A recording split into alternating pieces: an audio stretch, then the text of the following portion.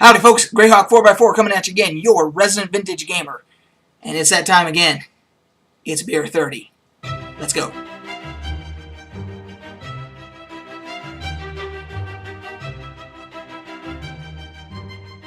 Okay, so today's beer 30 is going to be a special edition. I've been doing these beer 30s since I started the channel, and I've never actually done one specifically just about beer, and that's what we're going to do today.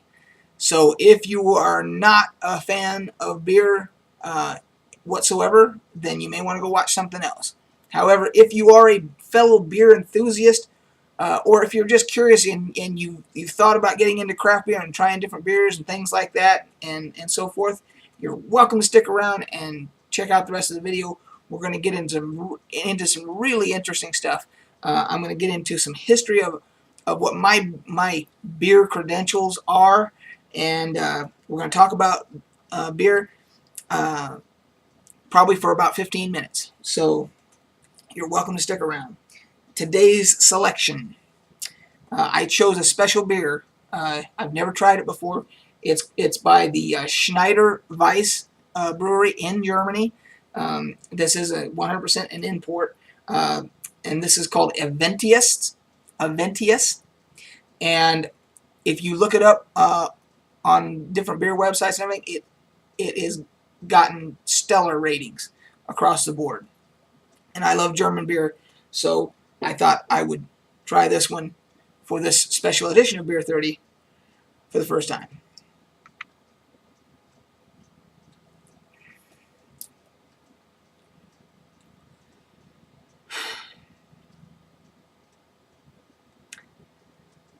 You got to give me a moment. That right there is why I'm a beer lover.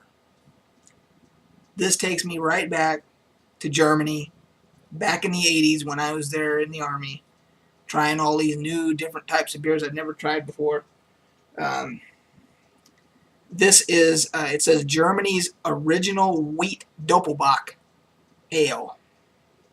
And you can tell that it's high in alcohol content. However, the Germans figured out how to do that without overpowering the beer to where it still has really good deep flavor, and the alcohol doesn't overpower the taste of the beer.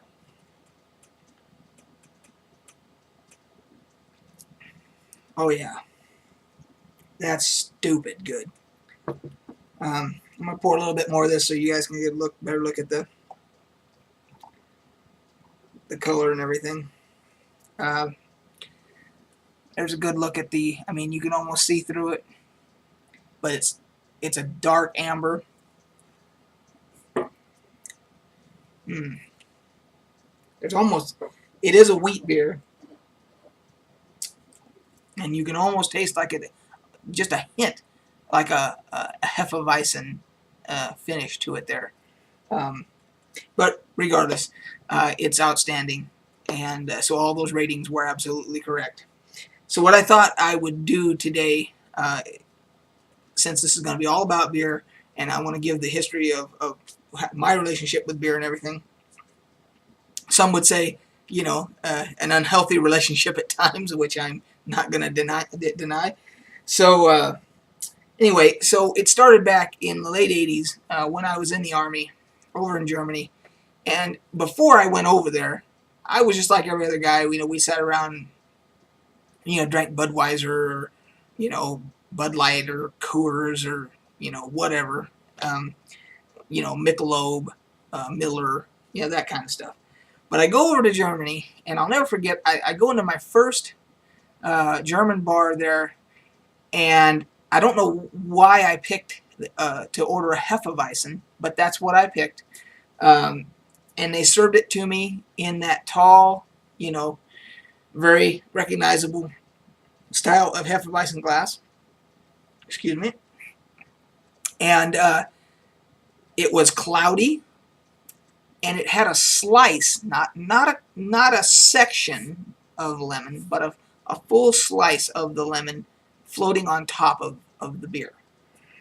And I'm thinking, wow, first of all, it's cloudy. Never had a cloudy beer before. I'm thinking, there's something wrong with it or whatever, but everybody's telling me, no, just try it. And I'd never had beer with anything in it, fruit or anything like that. And so I take a swig of this, and I'll never forget, because as I'm tasting it, after I'm taking my first sip and I'm sitting there, I'm like, I taste a little bit of banana almost. And that's the kind of finish. A true German Hefeweizen has a little bit of a banana finish. It's kind of a funny. You have to taste it to understand what I'm saying. But because there's no banana in it, but it's refreshing. And then the lemon perfectly accentuates. I mean, I can't have a Hefeweizen without a little bit of lemon in it now, just because.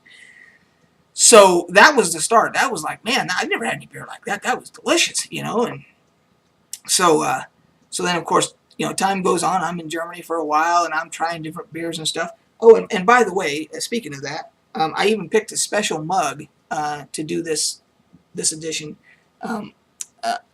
This is my Highlands, and I know it's going to be hard to see because that is a very faded, because it's been washed too many times. Highlands beer. Which that's how you pronounce it, not Haylands, but Highlands. This was the beer in Aschaffenburg where I was. That was one of the local breweries. It was the main local brewery there. And every city in Germany has their own at least one brewery. Some have several, but that was the main one. And so I thought, what better occasion to use this? Because this is the last glass I have. I brought this over from Germany. The other ones have been broken. This is the last of the Mohicans right here. When this one's busted, I won't have any more. So I'm taking very good care of this one. I don't use it very often, but I thought I'd use it here. So anyway, so time goes on, and a good buddy of mine who we're still friends today, Tony, that I was in the same unit with, he says, hey man, let's go play some darts. So we go down to a little bar not too far from where he lived, and it was within walking distance, thank goodness. And so it was like a Saturday or something. We go in there, and he introduced me to soft tip darts that are, pretty much every bar that you go into that's a dartboard now, they're all soft tip, with the electronic machines as opposed to the horsehair. But anyway, so he introduced me to that, and we're playing, and we're having a ball. I'm learning how to play darts and all that stuff. And we chose a beer that they had there called Küster Alt. I'm going to put a picture here for you.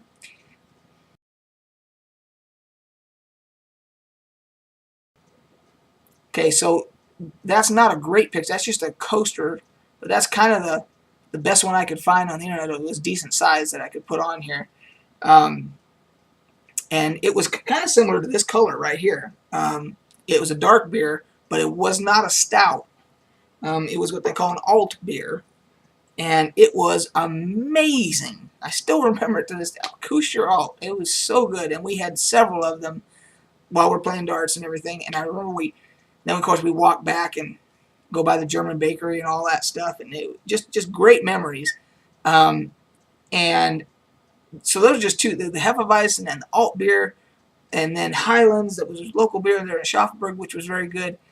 And so I got to really start experiencing all these different styles of beer and everything that I'd never had before. So then you fast forward till I get back out of the Army, I get back to California, and of course I go back to, everybody's drinking Bud Light and whatever, Corona and so forth. And then one day, my buddies and I, Big John and Chris, the Kahuna, we decided to go over to Pasadena, and I don't even know what prompted it, but we go over to a place called Crown City, right there.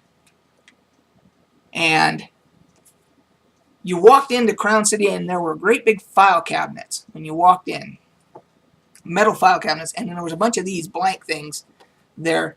And they come over to you and say, "This is your first time here?" And you go, "Yeah, my first time." And they say, "Well, you got to fill out one of these." And so this is your passport right here.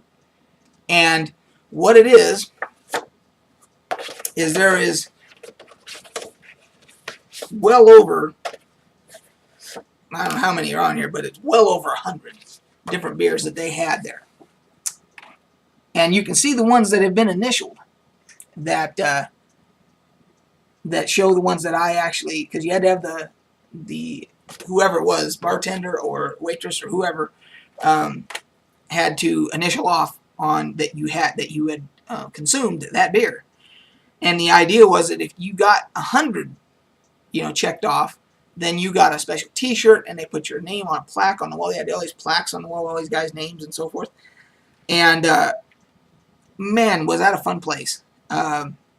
You go into the bathroom, and over all the urinals.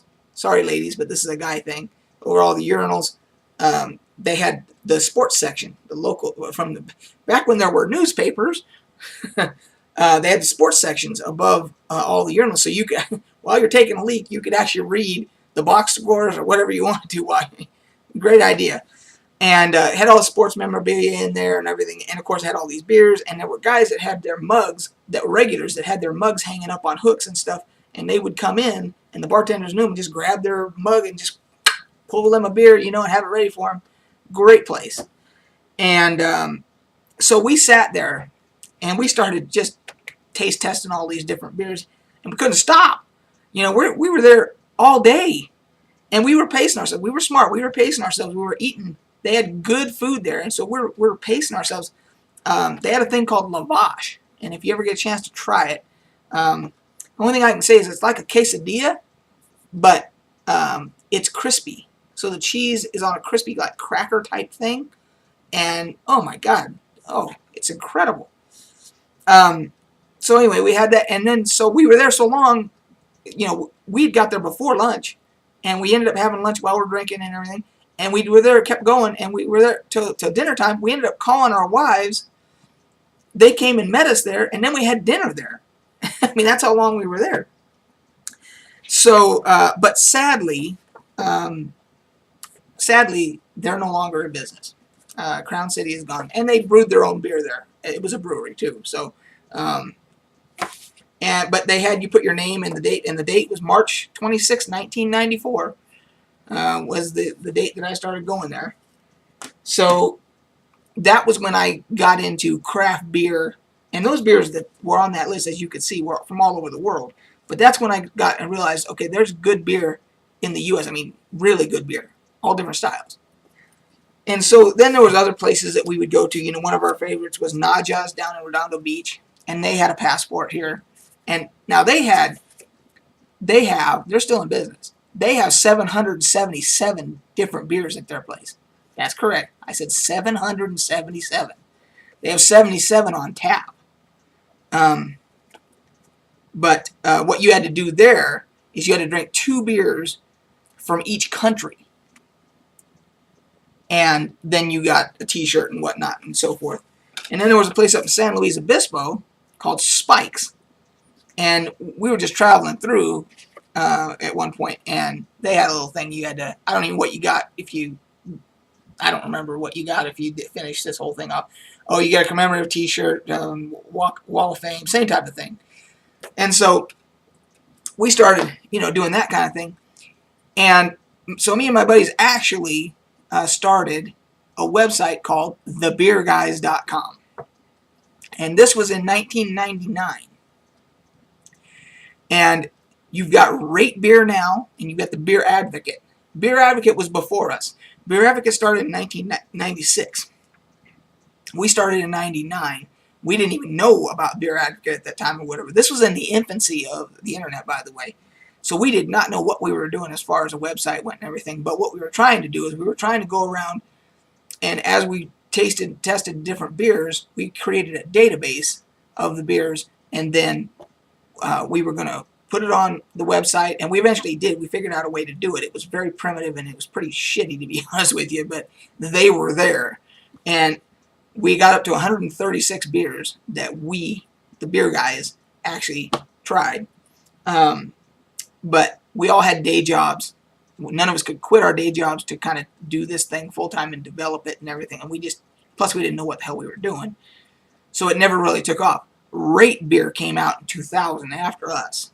And of course now it's humongous. And they basically did what we couldn't. We didn't have the time or the resources to do what we were trying. Our goal down the line was to actually do what Rate Beer did.